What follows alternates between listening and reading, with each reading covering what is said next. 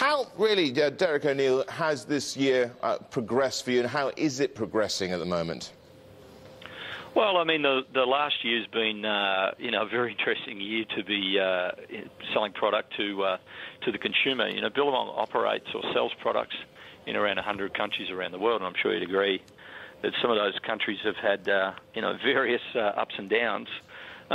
You know, we take the view that over this last period, you know, we started the financial year with some pressures in the USA and, you know, with Europe travelling well. I think that at various times, you know, Europe had a couple of, you know, weaker months. But, you know, the good news for us is that, you know, the US has had quite a considerable recovery in the latter part of the year. It's just right now we've got a very soft period at retail in Australia. So it just hasn't really been an even year, you know, somewhat topsy-turvy.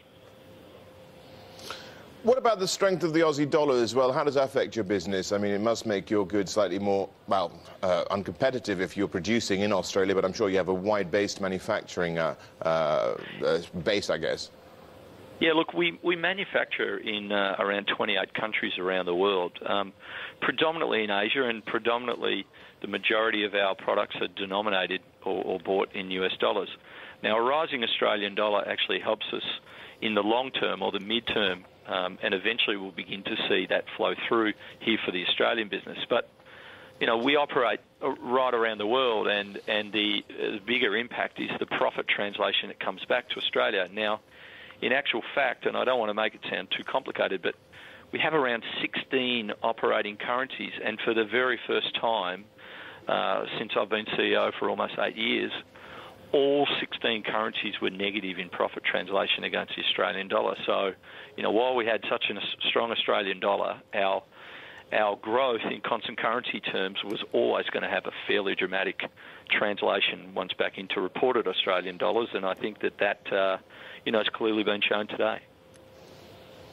What are the key drivers looking ahead here for profits there at Billabong? Well, you know, we've got some very strong brands in our group. You know, it's not only the Billabong brand, but we have the Nixon watch brand, Element skateboard brand. We have some really exciting brands that are still in their infancy. In particular, in areas like Europe, for example, we're seeing very strong growth with not only Billabong, but you know, a lot of our brands. We have the Decine accessory brand, which has just had a introductory year into our group, but you know, we're getting amazing success in territories like Germany and Austria, for example. You know, the southern parts of Europe were a little more challenging, you know, for Billabong. Spain, for example, you know, was previously, a couple of years back, our largest country in Europe, but that's been challenging. But ultimately, with the appeal of the products is, you know, really around the lifestyle, teenage lifestyle, early 20s. We think there's still a lot of demand for the product. There's no question about that. You know, I should come back to the fact that we have delivered growth this year, and we are anticipating growth next year. So, you know, for a lot of consumer companies, we've been fairly stable, I think. We could definitely say that. And we definitely believe, though, that, you know, there's better things to come a little further down the line. And we've continued to evolve our business to make sure that, you know, we have a long-term growth profile. Derek O'Neill, just, you know, what's the best way of building a brand and actually growing that brand as well, in your opinion, especially with the sort of lifestyle that you are trying to portray?